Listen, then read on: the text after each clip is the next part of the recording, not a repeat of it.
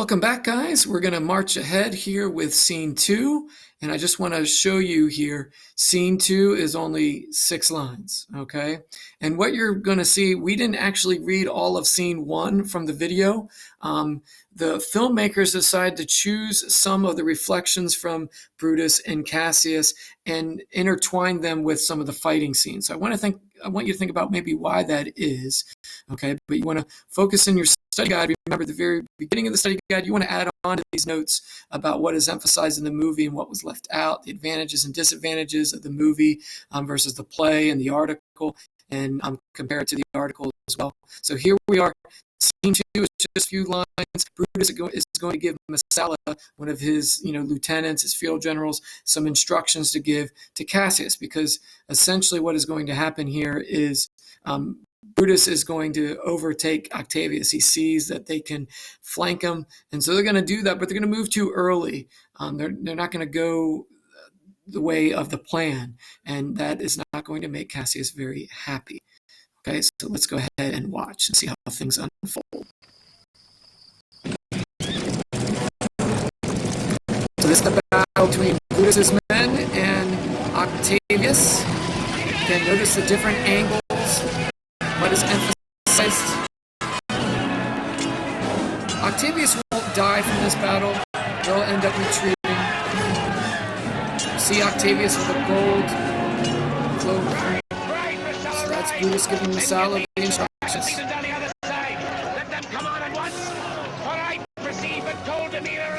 That's Octavius. Give them the overthrow. Right, Messala, right. Let them all come on.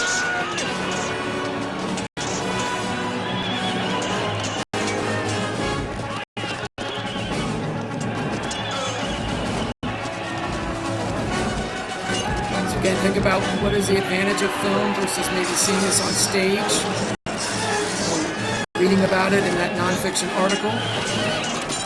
What are the disadvantages? I find it difficult to figure out who's on what side. You have 4 different generals, and the soldiers tend to wear different colors for each general, though they're also very similar. So here's Messala coming from Brutus to give Cassius a message. Now, this is not actually scene 3. Well, it's actually, later on in scene 3.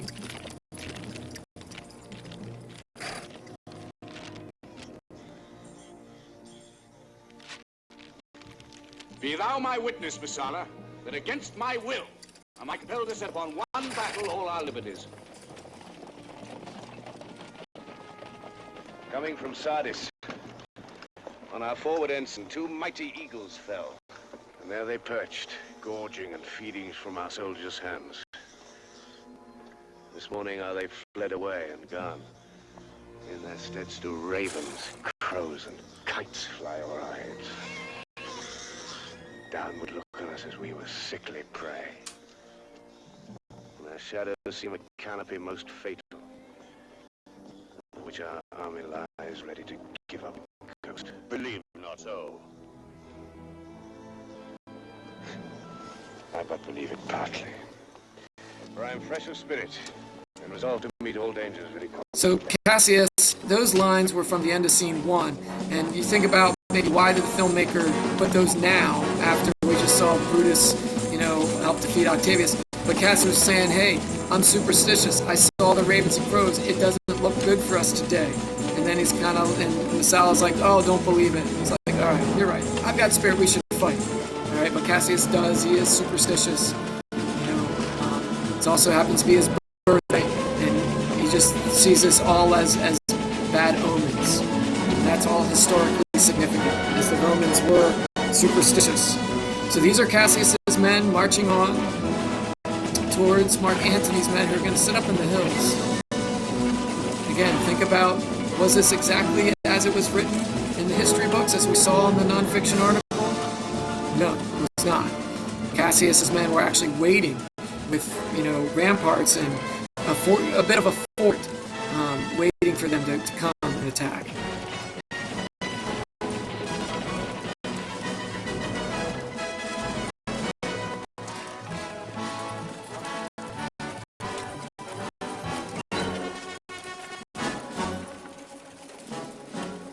So again, Mark Antony's men up here on the hill waiting for Cassius's men to come. Mark Antony will give the signal. There's Cassius.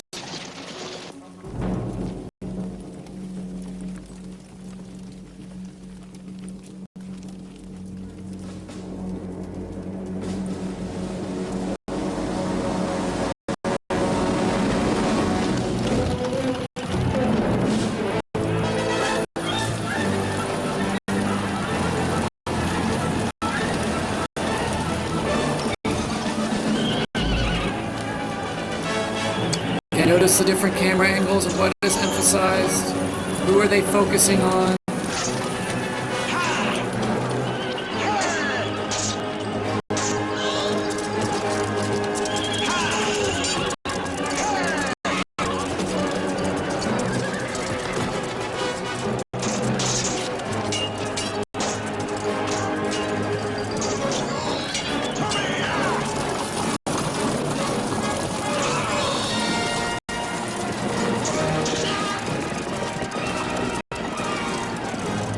Cassius's men are fleeing. Now this brings us to scene 3.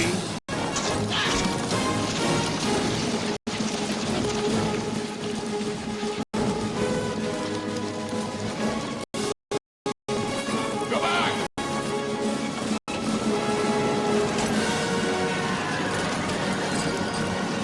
Cassius is actually going to hit one of his own men right here. He calls his own men villains. Look, Titinius, look! The villains fly! This ensign here of mine was turning back. I slew the coward. Oh, Cassius Brutus gave the word too early. Having some advantage on Octavius took it too eagerly. His soldiers fell to spoil. But we by Antony are all enclosed. So Tinius is Cassius's best friend and one of his top lieutenants. Mark Antony's in your tents, my lord. This hill is far enough.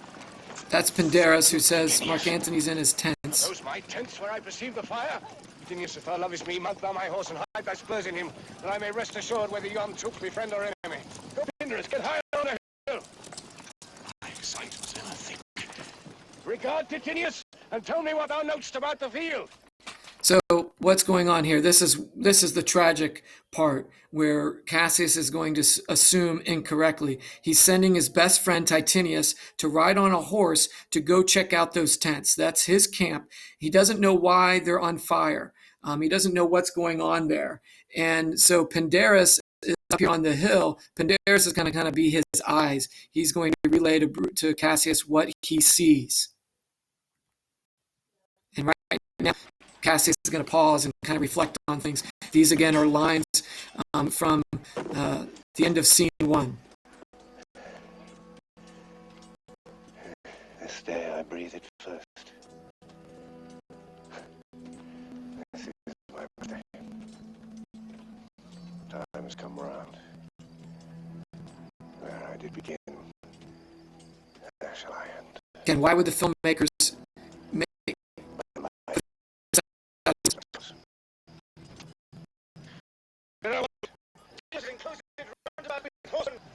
Make him on the spur! Yet he spurs not! Nothing wrong is on him!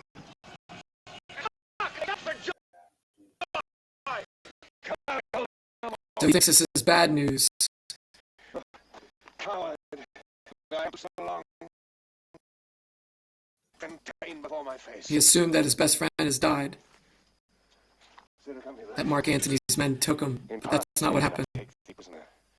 And then I swore thee, saving of thy life, that whatsoever I did bid thee do, thou shouldst attempt it. Come now, keep thy oath. Now be a freeman, and with this good sword that ran through Caesar's bowels, search this bosom, stand not to answer, take thou the hilts, and when my face is covered, as 'tis now, guide thou sword. So Cassius says to Pandarus, hey, you owe me one. I saved your life before. Tell me. Caesar, thou art revenged. So notice that he says Caesar out revenged. Even with the sword that killed thee. Gives credit to Caesar. That's where Shakespeare still continues to have Caesar in the play. And now the filmmakers show that, the crows foreshadowed correctly.